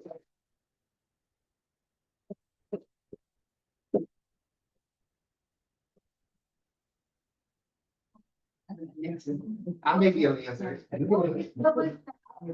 terms of like the See, that's what I didn't want to get into, because I don't want to take away from the caregiver. We could talk more about the study, but I'm not a scientist, and so I don't want to get into the weeds. But what I can tell you is that all of the things that we talked about, stress, pain, inflammation, all impact our brain health. You know, and so if you have high levels of stress, if you have ongoing pain that is not being addressed, if you have inflammation at high levels, these are all things that are impacting our brain health. And we need to do something to be able to do, to get better, you know, reducing the stress and all those kinds of things. But in terms of the study, if you want more information about like some of the nitty gritty stuff of that, we can share some of that stuff when the report comes out. But one of the things that we do as a research, we don't do any publications. We don't do it like Sister Sharon said, this caregiver down, this is the first time you're hearing it right here, which is the same thing with our studies. When we're in the community and we go back and share the information, we share it with the participants first. Because if it wasn't for the participants participating in the study, we wouldn't have any data. There would be no analyzing nothing. All of the high science people, I don't care about them anyway. They wouldn't have anything to analyze. It's not for us and the community collecting the data. So that's why we come back we have a celebration, we have food, we have a day to walk, and we share all that stuff with people. It's super important because we haven't done a publication, but when we do, we'll get that out, but we don't have anything on there because we come back to our communities first.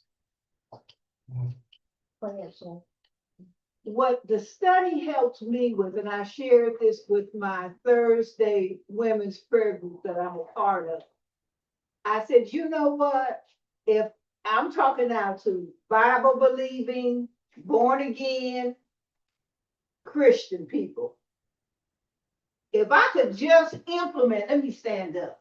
If I could just implement some of them scriptures in my life, be anxious for nothing, but in everything by prayer and supplication with thanksgiving, let your requests be made known unto God. And then what? The God of all peace will guard your heart and your mind through Christ Jesus.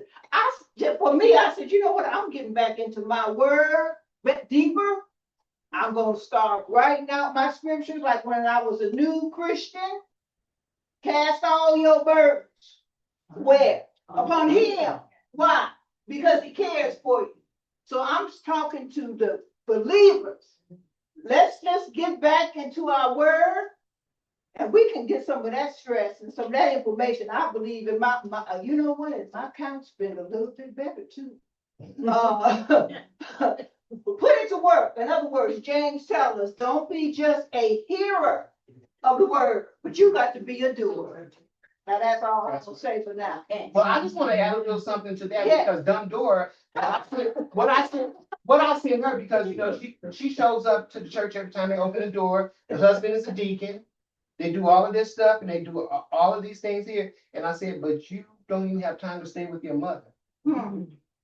So I sent her 1 Timothy 5:8. Thank you. You just throwing it up, all the time. And so I just said, so we want to keep with the scriptures and the word and all that kind of stuff. Read that scripture. There you go. And what she and her response is, I'm a horrible person. Well, I hope and pray it'll lead into some good godly repentance. Well, she did. She bought a mattress. Oh, She bought a mattress. No, this is for her house that she been getting ready for rested for mom to go since December of 2025. It's a new house that they built, right? So after 1 Timothy 5:8, she bought a mattress, she bought a potty chair, and she been calling every day. Mother, she been calling mother. She called her mother every day now. There would be weeks that would go back, especially after she get home from the hospital. That's when they get crick, they go ghost. They'll go to the hospital on a regular, and then once the discharge happens and they come home, when everything ramps up, they're gone. They're nowhere to be found. But you're there with a new normal of what's happening because now mom is in the bed. Now mom's got wounds. Now, all of these things change. They're gone. But that's the normal process. And so 1 Timothy 5:8 just gave her permission to just stay away, actually. I think it put some conviction on her butt. It did, but We're gonna keep on praying. But you know how mother feels about that though. Oh, now you do. Now you're doing. Okay. Yes. Oh, I read this. you read the verse. Oh, you read the verse? Okay, you can read it out loud if you want. Anyone who does not provide for their relatives and especially for their own household has denied the faith and is worse than an unbeliever. That's what the book said. That's what it said. Say it. No, you just giving them the scripture. And that word is sharper than any two-edged sword. I have to double check. Let it just fall with it. Let it fall, let it fall. Because that is the only thing that has gotten through, because we're talking about years of nothing. In scripture, and now all of a sudden, I'm worried about the bed if it's too high, or the furniture is too high. Any information? I said, I'm adjustable. Done. I'm done. I'm adjustable. They cost more, but they come adjustable. So is that? We have a few more things Kim's got. Hold on, Sharon. Oh, I just want to make a comment. State and comment as I was listening to you guys. Great presentation, doctor. I was my mom's caregiver for 10 years. And I had to hire somebody for cleaning, things like cleaning my body, things like that. But from 2014 to 2024, when she passed, I was the caregiver, and it was just me. And you would have had to know my mom to know that she never minced on words. And I think that's where I get it from. She says what she has to say, she means what she means. We had living trust, had a will, so you would think that that would have sufficed, but I'm just telling you guys, it doesn't. So people say, make sure you have a will, live trust. I had all of that, okay? And we did it when my mom was lucid. We had witnesses, everything. And when the doctor said she was okay, signed the papers. I served as the power of attorney. I was the executor. As soon as my mother passed, my brother and my sister-in-law sued me because she left everything to me. I say that again to say that you may be in good standing with family members as we speak. But let me tell you something. It's a whole different story when it comes to money. When it comes to money, it's a whole different story. And I don't care who it be, your favorite sister, your favorite brother. But I've had to learn the hard way, and I've been in court for 2 years, where I'm still spending $450 an hour to retain counsel to fight my sister-in-law and my brother. Okay, over something that my mother made clear on who should have what. So you never know. Well, let me say this if I may. There should be a clause in the trust that if anyone contested, they ain't gonna get nothing, number one. But what I would suggest to you is that you call Attorney Remery. He is a mediator. He's working on a crazy case that I'm aware of through my broker. You need a bulldog attorney. Don't be trying to go in there on your own. No, I'm not doing Okay, that. whoever your attorney is, you may want to change. I did. Okay, On my second one now. well, we had to have what, We three? had three, but ain't gonna rain. But ain't gonna rain. We had, Virginia and I have been conservators And trustee. and trustees. Because the tenant of over 30 years stole the estate. She got rid of it. Ava Ray's original trust that named her sister, our mother, and us as the issues, and got one that she was solely, she didn't even put her husband in it. She was solely in charge of this. And she did out the state that box. Yeah, I mean, we and we always said, thank God Ava Ray had a few pennies. You know. Expensive, yeah, I figure it was 50 to 60,000 to get this thing straightened out. And then thank the Lord, we were able to get it back. So it can be, you can get it back. You can get it back, but you're gonna have to get you a bulldog attorney that knows something. And I would suggest you call Attorney William Remery and you tell him what you would ask and see what can be done. Because see, some of these attorneys, and I'm just gonna be for real, some of these black attorneys will rip you off. They'll break the bank. And so, Well, I want to say, there's just some attorneys, black, white, and different, that will do that. It's just that we try to go to our own first, and so that's why we say black attorneys rip us off. But there's good black attorneys too, yeah, and there's white attorneys that rip you off as well. But we recommend William Remery because we know he's a good attorney. and every person that Black that attorney we is bad. referred him to has come back to tell me they were pleased. Well, I definitely took down his number, but I have the Jews in Pacific Palisades. So Well, I had to get rid of him, and now I got one in Orange County. Okay. Well, you can interview them and get a feel for who you I'm want. done. I'm gonna call him now. Yeah, so that's what I'm saying. That's your choice. Yes. But I'm just telling you, from what I know, from people that I have referred him to, everyone has come back and said that they are clean. And the thing I say, and Kim is right, but I just want to say this, the black attorneys that we're aware of will break the bank. Yeah. But I'm glad you mentioned that because that's. I'm aware of. We Just don't wanna make that blanket Yeah. statement. Well, I said, you know, that you Yeah. good, but I'm just telling you the ones that I know, and these people made contact because they local. Yeah. Will rip you off. Yeah, but like I said, I just want to say Everything what he has mentioned was a real, is real because I know two caregivers that we run in the same circle, we were all caring for our mothers at the same time. They recently lost their mothers.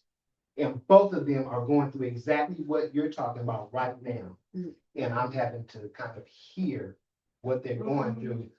With my dad, I didn't have the same situation. They didn't try to contest it and do all they got, because my paperwork was Tight. and in order. And so, Make sure it's tight. yeah, so I was able to do everything that I need to do with the problem, but I laughed because my grandmother was one who instructed me.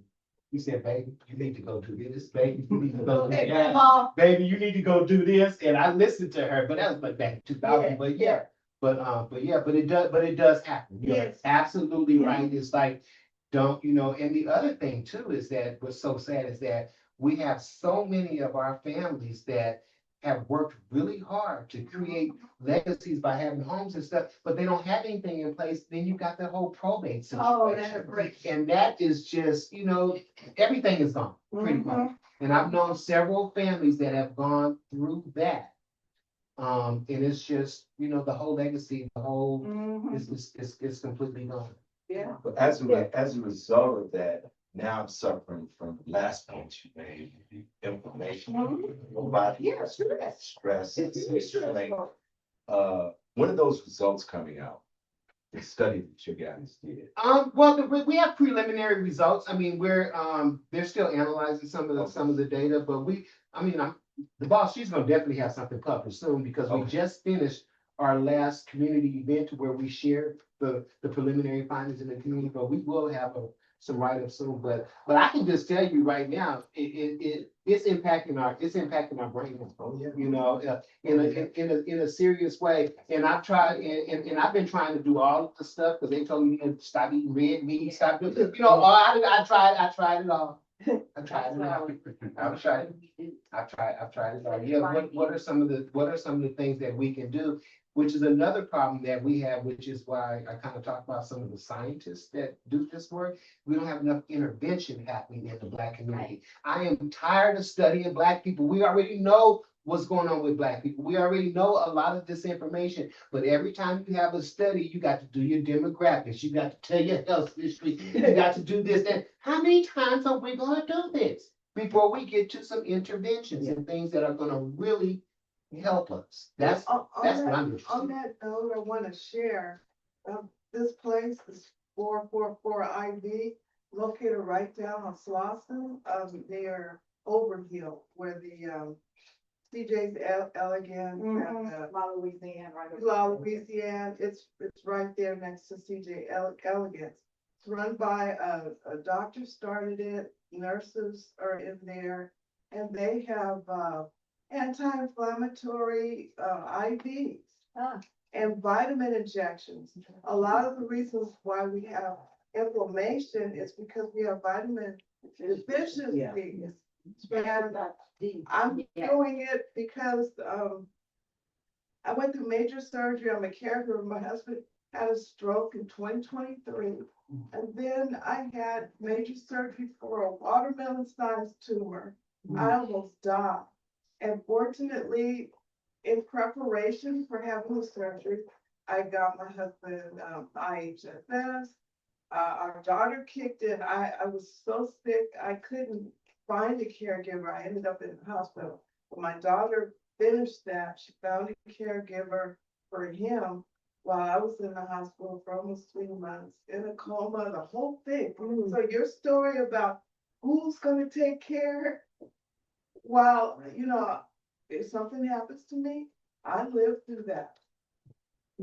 then my daughter brings me home, they want to send me to skilled nursing. And I was like, that is a death sentence. They came to my room every day. I had tubes running out of me, intravenous food. I couldn't eat. It was a total train wreck. I was afraid to go home because I was like, there's no nurse to handle all these tubes. And I didn't know what to do, but I said, I'm not going there. I'm not going to no skilled nursing, not like this, to get an infection. No. So I went home. My daughter found, she must have had like 3 caregivers, 24 hours. So I trusted her with the bank account, but she was trying to take care of me so good. She was paying 3 people, you know, but she took care of us, but it was a drain. She left her job. I was paying for her salary on top of all those caregivers. And I couldn't say anything because I was out of it. I was just trying to breathe. But, you know, we made it through that. I'm still in recovery. I've been in and out of the hospital so many times. My husband, he had a stroke. His health is stable. I'm the one, you know, every day is a struggle. So because of Medi-Cal, he doesn't have Medi-Cal anymore. He doesn't have IHSS. So we're in limbo, and that's why I was asking, I got to get something in place. I've hired a Medi-Cal specialist, not the one you have. I'm thinking about firing these other people, but they've been good. So I'm waiting to see if his IHSS is gonna be, you know, start up again. So I still don't know, but in the meantime, I'm like, if it doesn't happen, and then they have that one thing wasn't mentioned is Medicaid recovery. So the state has the right to take your home, your life insurance policy you leave for the kid, whatever. If your property ends up in probate. So if you don't have a trust, the property in a trust, the bank accounts in the trust, all of that stuff, then Medicaid, Medi-Cal here can take that on top of the family issues. So it's such a treacherous path to navigate. But I just wanted to say, you know, I'm hearing what you brought up about the stress and all of that. And we do have something in our community, right down on Slauson now. What's It's the not name of covered. it again? Someone asked me to check. What can you say the name of it again? It's called 444 IV. And you can make a copy of this. Maybe I'll take a picture of it. So- I'll take a picture of it. So the only thing I want to say is that there are a lot of places that do offer IV. There's places I know of that it's actually. Okay. But the one thing that we don't know is how effective it is for us as Black people.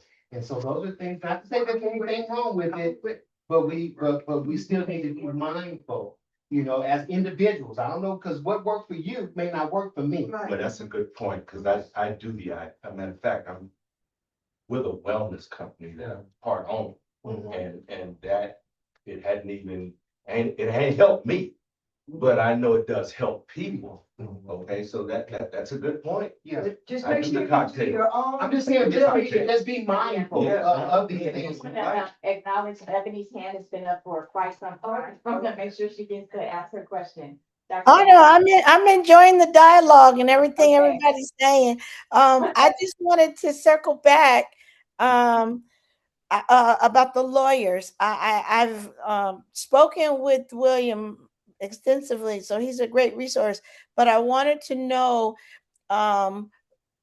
since I'm my mom's conservator, I don't know if anybody in there is a legal conservator of anybody, but every year you have to give an accounting to the court. Yep, Yes. You have to show how you're spending your loved one's money.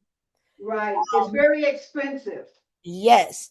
And I just wanted to know if anybody has experience doing the accounting and or if you know a lawyer that does probate law, because I got a master's degree. I thought I could do the accounting myself. The judge said, it's wrong.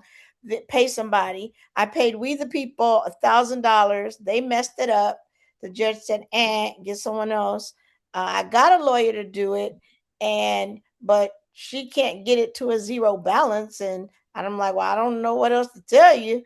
And so I need help with that. So I didn't know if there's anybody that I know. The other gentleman said he had a lawyer for his probate stuff he was doing with his family. Maybe if I can get one or two, they can give me leads to 3 or 4 so I can try to figure this out. I go back to court in October. You know, you and I did a Lorraine's for free. And I never got it turned back out. The Schedule C, Schedule A, Schedule D, and I did all of Ava Lorraine's for the court. Oh. Because they allowed us to be Ava Lorraine's conservator. So Make sure it can't. we could talk. I'm not saying I'll be able to do it, but I did Ava Lorraine's. And I don't have no kind of degree, and I don't even like math. I mean, I wouldn't be scared of AI and chat GPT, things like that too, especially for accounting things Yeah. like that. You can take a whole stack of receipts Oh, and throw them in there. That's my new friend. That's right. Especially with receipts and things like that, you Yeah. can take all that, they don't have to be organized, you can just run copies up and just throw them in there. It will give you an Excel spreadsheet of everything that you spent. The key though is just to make sure you have all the receipts. Work smarter rather than harder. But we can talk, and then you can go back to, whatever you want to. Okay, don't use it to write no You paper. got that, Ebony? And you just wanna get it. No, I didn't hear. I can't hear Yeah, anything. it's a lot of I hear stuff. you all talking, but I can't. Yeah, so essentially Jeannie said that she did do it herself because they were conservators for their Aunt Lorraine. She said the key is to make sure you have all the receipts, but you can talk to her offline. She can tell you what she did. And then Brian was also saying chat GPT. Could possibly do it. But yeah. Do we have her information? Yeah, I got it. I have it. I have it. You do? Okay, I can send her a name of a probate, if you want a probate attorney. Yes, and I know the gentleman said he had one, and then he got another one. Yes, I can pass that information along. when you Yeah. get the- Yeah, if you Yeah. could, I'd really appreciate that. No worries. Okay. You'll have 2 or 3 then. Thank I just have to apply. I got mine. Okay, how you doing? I do want to acknowledge the time. We will go until we need to. We try to stay timely, 11 to 1 from time to time, go over. From time to time, like to go, had a late start because of me. But we do acknowledge that we are caregivers in this room. So if you have somebody at home that you said you'd be home by 1:30 or whatever, we understand if you have to get up and walk out. We're all caregivers. If you're online, if you have to disconnect, we understand. We won't count you as rude. We're just glad that you were able to come for whatever time you had. But we don't want to stop if somebody in the room needs to say something, has a question, because this is your time. I do have an announcement. Just a minute. I wanted to add one more thing, I love as you. far as the IVs that help with inflammation and vitamin injections. I started out by going to my doctor, getting, blood work for, vitamin levels, iron, because we walk around anemic Yeah. and don't even know it.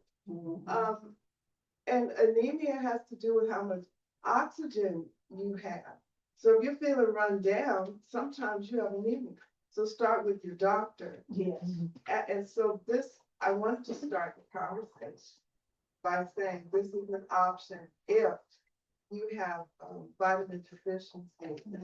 And if your doctor, comes back that you have deficiency of magnesium, potassium, whatever it is, those can be covered if you have insurance.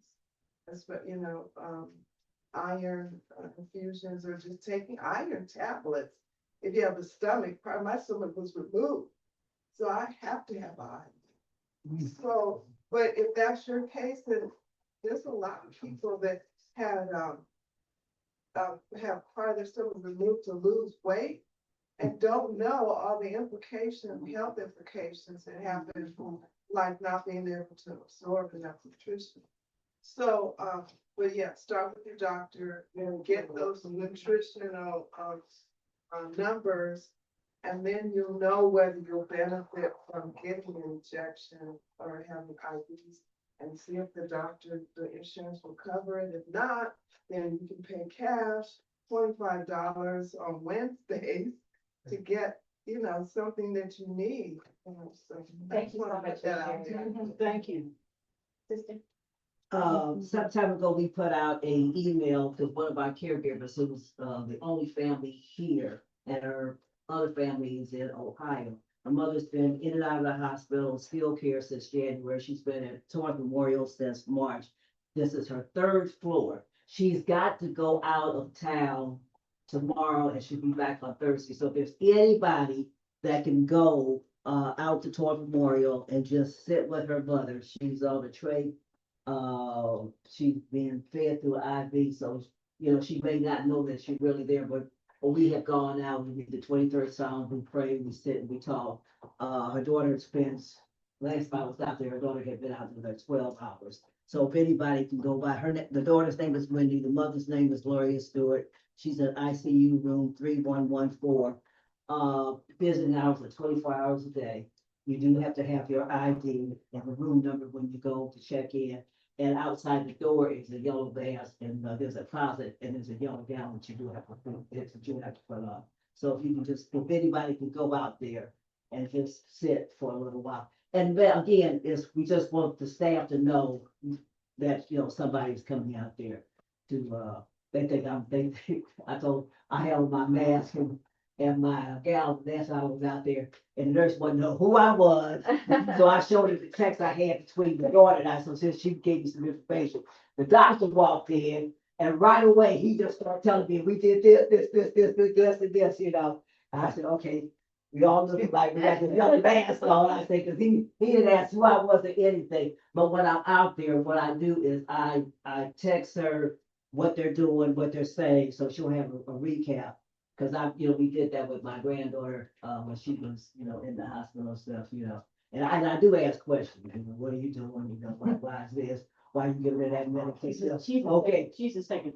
Yeah, okay, you taking it down to CT, I tell the daughter, okay, they take it down to CT, cause they wanna check this and that, so. But you don't have to be that diligent, but if you can just go, if you got a few minutes, you can go, you can just sit, that would be wonderful. Okay. Good, yeah, because the Yeah. thing is, we never want people to think that because we did this without, all right, you don't want these people to think they were just dropped off. Right. Yeah. They And the- need to know it's somebody, Right. good cousin removed, family, friend. And the daughter will somebody. be gone, like, she's got to go on this work-related trip, she's leaving tomorrow, she won't be back until Thursday, and she's got to go. But she's, she spends the night out there, she's in the chair, sleeping and trying to sleep, I was out there last week and she was in the chair, not out. She didn't even know we were in the room, and it's probably, the nurses came in making all that noise, and she woke up, because I told, me and Vivian, when we said, we're not going to bother, we just gonna let her rest, She was wrapped up in a blanket and asleep, she had been there since the middle of the morning, yeah. Thank you. Anyone else? Announcements, anything anybody wants to say? Do you have a list of support, of numbers for support, for people to call when they need support, a list of? All this, you call you, give it another 10. You can call the ACT number 323. Or I'll give you, I'll give you a paper. Here. Okay. Mhm.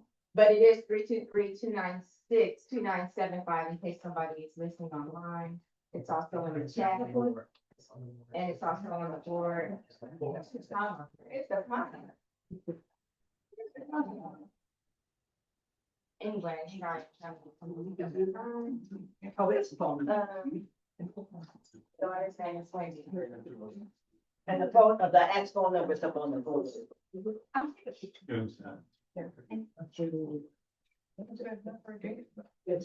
up on the board, 296-2975, and it's on this piece of paper. Okay, so I think you were getting ready to. Sister Shannon. Okay, yeah, Kim, you announced next month, honey, it's on your, yeah, it's on your agenda. I thought you didn't have anything else to say? Well, if you want me to do mine first, I'll be willing. Let me say this, last week, one of my good friends, I've been wanting to get there, so anyway, went to the Amerson Senior Center. Very nice. They're starting on Monday, computer skills training. And, they're open from Monday through Friday, 8 in the morning to 4. It's the Amerson Senior Center. It's at 3990 Bill Roberson Lane. So if you go down King and you get to Menlo, hang a left. It's like in that complex there. And the phone number is 213-763-0119.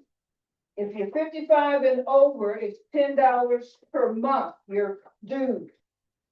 54 and under, $15 per month. We do have some here, and you have to fill out a registration form.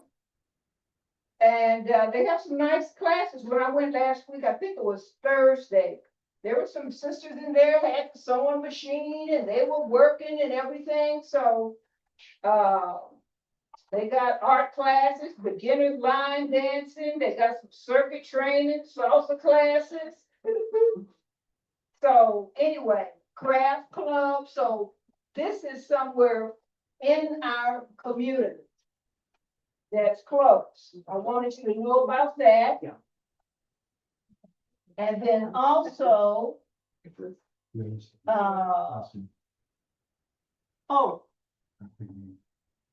and Kim will tell you about the wellness day. I'll let her do that. Oh, what else I want to tell you? Oh, I want to read something. This is one of our collaborators. We're in with Brother to Brother, Jim Keller. And this is called, he's going to read this at his church tomorrow. This is for the bonus dads. And I want to wish every dad online and here in person, happy Father's Day. It says, Father's Day is often a day of simple gifts and familiar traditions. Tickets to a ball game, a shaving kit, a barbecue grill. That's Father's Day, many of us know. Some of us were blessed to have a father in our lives, as I was. Perhaps you were too. Today, I also find myself thinking about the bonus fathers, the men we met along the way who stepped into our lives for a season and helped shape who we became. Some of their names may have faded from memory, but not their contributions. Through small acts and quiet examples, they help boys become men and men become wiser, steadier men. Today, through random memories and circumstances, I find myself recalling a few of the bonus dads I borrowed during the different seasons of my life. Jerome showed me what a dedicated husband looks like. Charlie helped me to find a job after high school. Will took me under his wing and taught me the importance of helping those less fortunate. Phil encouraged me to participate in my employer's profit sharing program and think about the future. John taught me the value of planning before taking on a task. Ed taught me how to tie a necktie and how to dress for the business world. Most of these men have passed away in body only. Their lessons remain very much alive. I still think of them often when life presents a circumstance that echoes something they once taught me. And so I offer this thought. Unbeknownst to you, there may be someone out there who considers you or me a bonus dad or bonus parent. Someone who remembers our encouragement, our example, our kindness, or our guidance. We are not forgotten. Happy Father's Day to us. And this was written by Jim Kelly, the quiet witness. And he's the lead facilitator for Brother to Brother, which is a support, I don't want to, men don't like that word, support group, which is a group for men. Yeah, that's right. Wait a minute. He's one of the lead facilitators too. Thank you, Dr. Gaines. He's with them too. He all over the place. Okay, I'm done. Any other, anybody else want to say anything online, in the room? All minds and hearts okay? Okay. Our next, thank you so much, Dr. Gaines. There was many, claps and thank you in the chat. Oh, yeah, I forgot to turn off the recording. We're getting all recording, so sorry. Just thought about it. Anyway. Our next meeting. Next month, we will meet in the park. We have our annual wellness day, and that is where we have annual fellowship in the park. We have food and fellowship. And so we hope to have you all there. You're welcome to come. You're welcome to bring your loved one with you. If you are not on our distribution list, please stop by the table and give me your email afterwards. We do take, RSVPs, of course, because we're buying lunch. And so we need to know to have lunch for you, to have lunch for the person, your loved one who you're bringing. Or if you just want to come because this is your time of respite, you can do that. But we don't want the absence of someone to care for your loved one to stop you from coming. So bring them with you. Okay. All right. Let's pray. I'm gonna pray my caregiver prayer that I prayed this week. Thank you.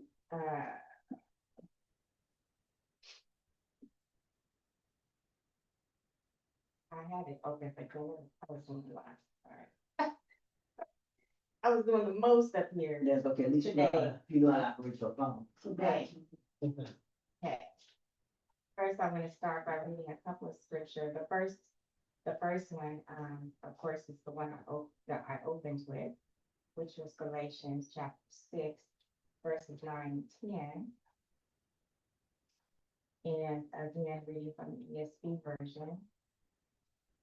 Just a minute.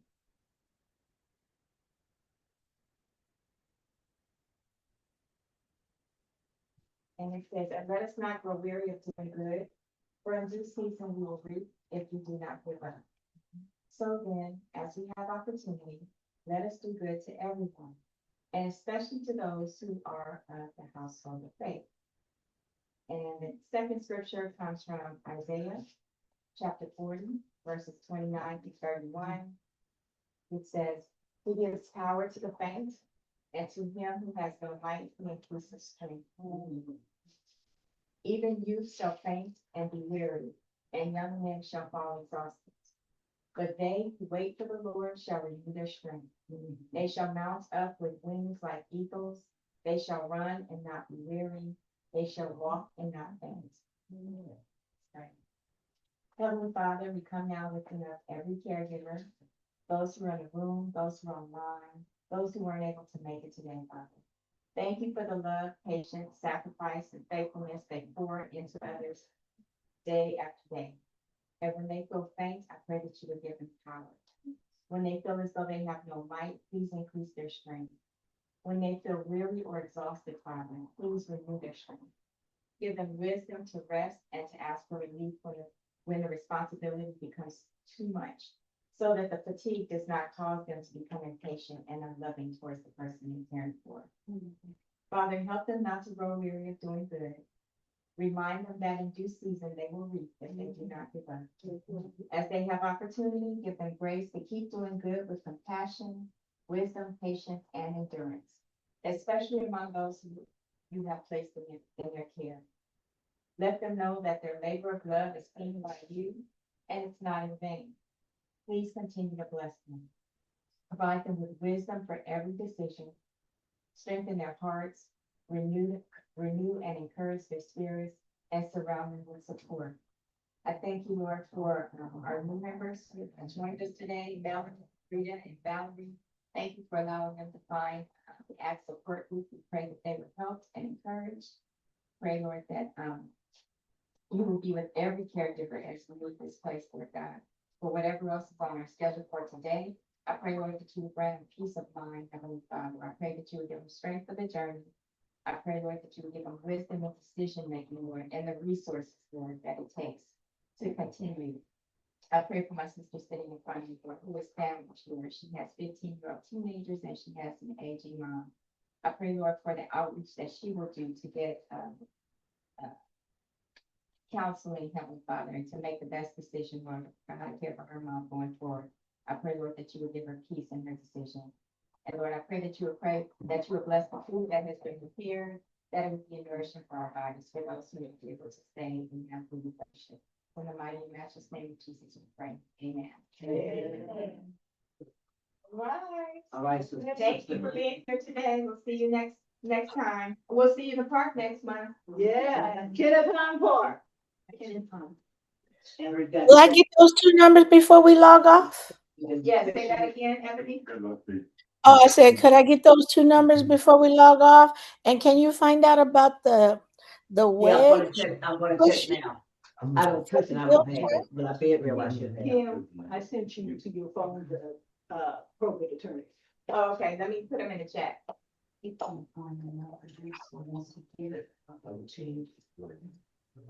Yeah, just come over to the back, to the back. He can't find his name. Every year, she got it memory. I'll send her for probate, so when you get, yeah, send her. Yeah.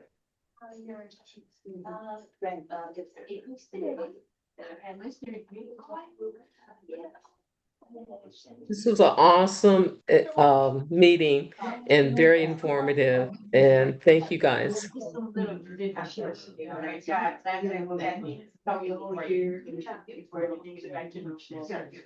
I just put one of them in the chat, Ebony's here. No,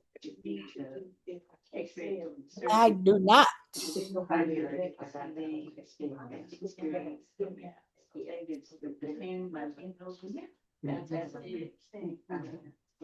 don't see it, Ebony? Uh-uh. But let me just say it out loud. Attorney Audrey, is that what you said? The phone number, which I just typed, is 310. Yeah. 446-5434. I can't hear you. What'd you say? 310. Uh-huh. 446. 446. Yes. 5434. That's Audrey. Yes, AUDRE. It's the process, and you keep doing it. Yeah. I don't know how you pronounce it. AUDRE, Della Hussein. I didn't get the last name, but that's okay. Della Hussein. You said it. I still don't. I can't hear you. So you said it's Aubrey or Audrey?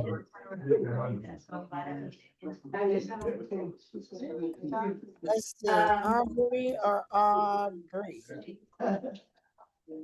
And I didn't get the last name. Oh, you know what? I was typing it in the wrong chat. Let me try it again. I'm so sorry. It's okay. I try not to think about tomorrow and next week. Let me get to Can you see it now? I just put it in the chat. Oh yeah. Ooh. Yeah, I was in the wrong chat. And did you want me to wait online to see if regarding that? She went to look, but she was calling for the hug. Oh, okay. Yeah, she said she knows she doesn't have any reaction. She went to check on the bed. She said she knows she has the rail, Does not have the bed. no rail, but she might have the cushion. Hold on. I did that earlier before the alarm. Oh, I don't know what. You're gonna be, well, you're gonna operate. How you doing? I was probably trying to do my, insurance and my salary back up. Call me, because I can walk. Ebony, Got it. you got Got it? it. She's fine. Okay. Sir. All right, bye-bye. Well, Valerie, did you need anything more? Yeah. Valerie, you okay? Okay, all right, bye-bye. Very good, very minimal pain. Good. Just like to make it good myself.